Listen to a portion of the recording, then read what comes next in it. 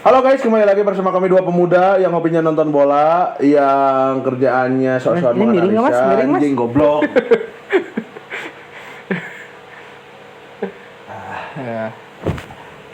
Mas. Halo guys, kembali lagi bersama kita dua pemuda yang hobinya nonton bola, yang sok-sokan menganalisa, padahal cuma curhat semata. Balik lagi di Water Break dalam konten. Nah, ini konten baru di sekarang. Betul. Namanya Liberia, yaitu literasi dalam berita sepak bola. Nanti di sini kita akan baca-baca berita, baca-baca berita tentang sepak bola luar negeri maupun dalam negeri. Nanti kita reactionnya seperti apa. Tapi karena berhubung kita masih awal-awal ya, jadi kita cuma baca-bacain doang untuk meningkatkan literasi kita dalam membaca, betul? Oke. Terus apa? Gimana, ini sumbernya bro? dari Goals ya. Oke, sumber dari Goals. Dari Goals ada berita hari ini. Berita pertama, adu mewah skuad timnas Indonesia versus Cina. Skuad Garuda jauh lebih glamor. Seglamor apa itu? Meski kalah dalam urusan ranking FIFA, Indonesia boleh berbangga karena skuadnya dihuni beberapa pemain dengan market value tinggi. Oh iya ya. Iya. Kan katanya satu harga Messi harus itu satu skuad Bahrain. Gimana nggak glamor, bos? Dan dari 23 pemain timnas Indonesia total, skuad Garuda memiliki total value 23.650 juta euro. Kalau beli bakso berapa anjing itu? Kayaknya nyampe buat dagang lagi ya. Waduh, tidak. Gak apa-apa lah, Mas. Saya juga total value timnas Indonesia. Duh, anjing belang nih. Sedangkan total valuasi Cina itu di 9.875. Kita tadi berapa? 28. Itu 28.000. Oh, jauh banget jauh ya, lumayan ya. Kalau dirupiahkan Cina 168 miliar, kalau timnas Indonesia 400-an ya. Ngelag. Aduh, ngelag, Bos. Aduh, kacau dah. Kacau ini ngelag ini. Aduh, kebanyakan nonton video ini, video-video yang berarti pasti jauh banget ya, jauh banget antara value timnas sama value Cina. Tapi secara ranking Cina juga di atas. Ya karena kan kita pernah terpuruk rankingnya sampai jauh. Dasar laut kita pernah. Banget. Ya kan kalau misalkan kita dihitung-hitung kita misalkan berada di posisi 100. Iya.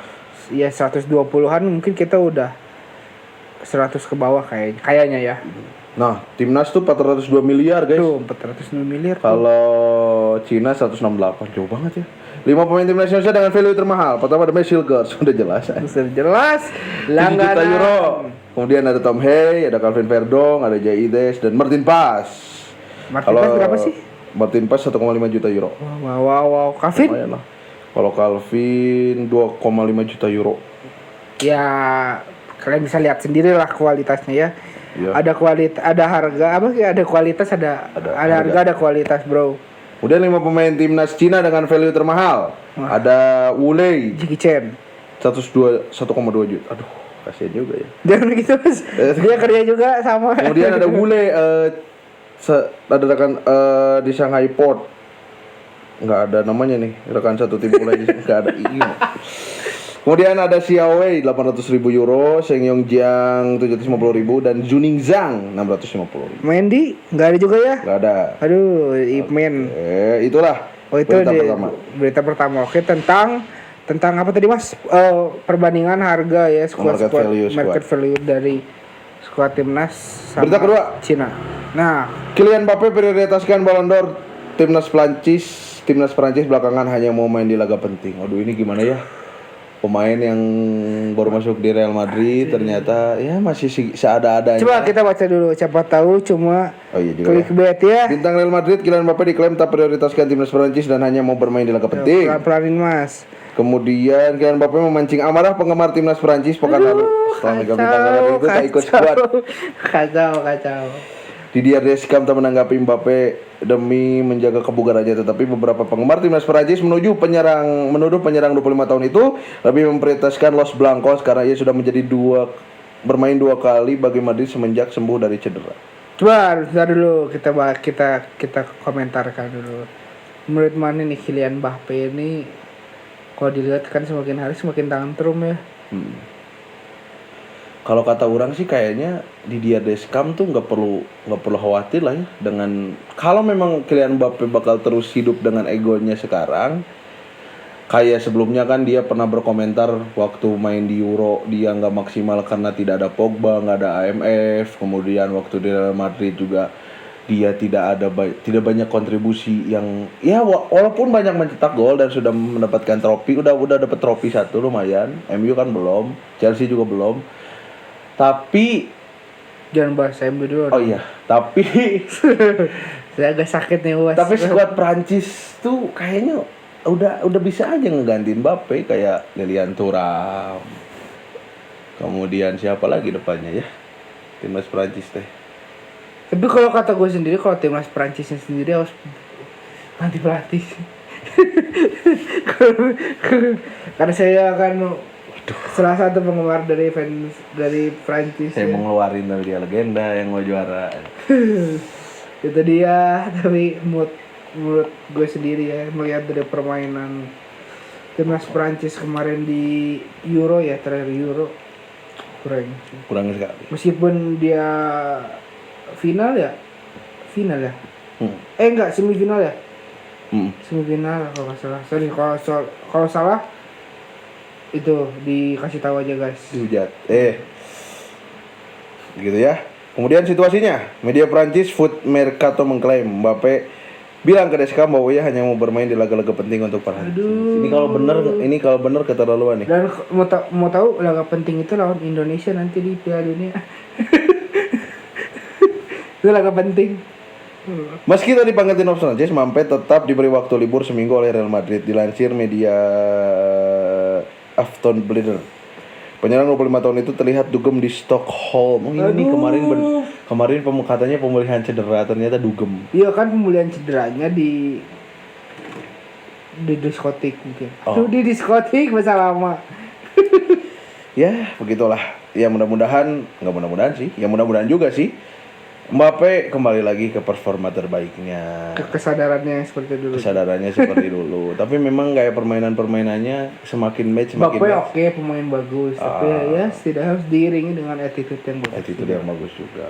Ingat kamu tuh fans kok jadi kritik ya, nggak apa-apa. Tapi banyak duit dia, tapi nggak apa-apa.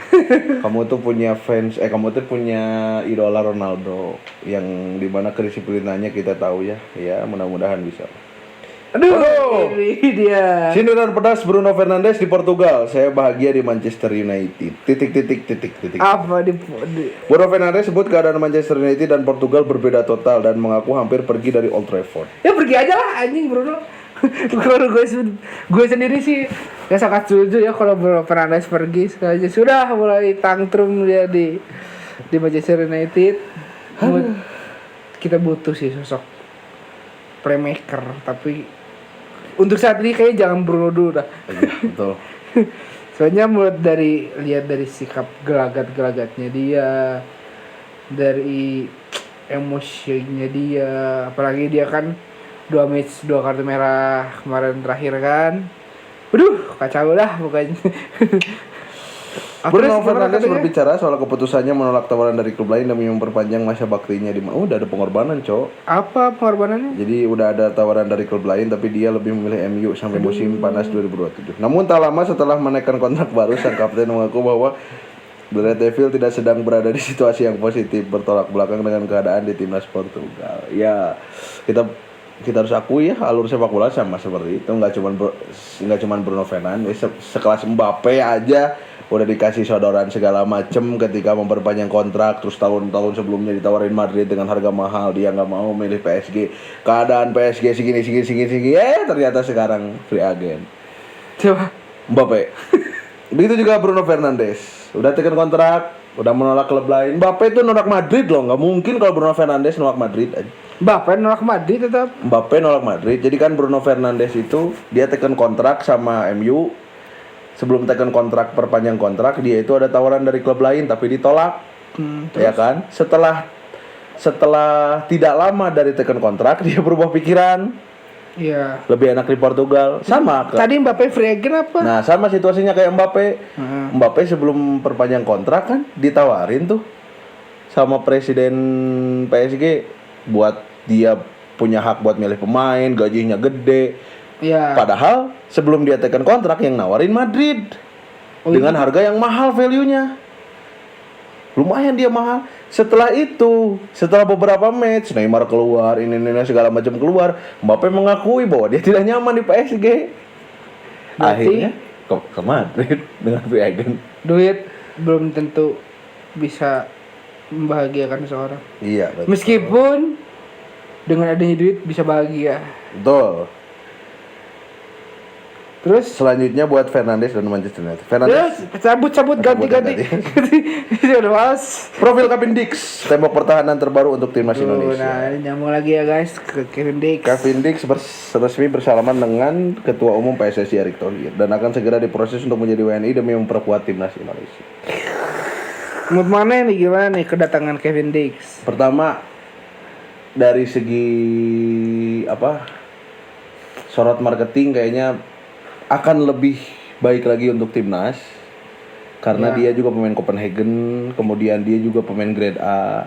Lumayan lah. Kemudian dia juga berpengalaman di Liga Champions, lumayan lah. Kemudian untuk pembangunan mental pemain-pemain lokal kayaknya bagus juga sih.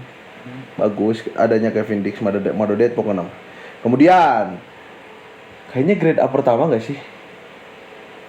Udah masuk grade kayak gitu Kevin Dix. Belum ya, grade B kayaknya ya. B plus sih menurut kata gua. Tapi kayaknya bertahap setelah Messi Legers yang udah punya pengalaman di 20, kemudian ada lagi pemain 20. baru 20. 20 mah 20. Adanya juga ada pemain baru sekelas Kevin Dix yang udah main di Eropa benar-benar sangat lama kayaknya. Tren positif lumayan juga. Menurut mana gimana? Kalau menurut di si Kevin Dix ini ya, Hmm. kalau menurut gua Kevin Dix ini pertama ya betul tadi yang kata dia bilang. Terus udah gitu menambah ketebalan skuad timnas. Ini untuk timnasnya sendiri ya. Udah gitu sebagai marketing buat timnas Indonesia agar mungkin bisa mempercayai lagi ke pemain-pemain yang mungkin masih di ambang-ambang bingung untuk memilih warga negaranya untuk bisa jadi warga negara Indonesia Betul. dan bisa memperlihatkan bahwa Indonesia itu sekarang begini loh.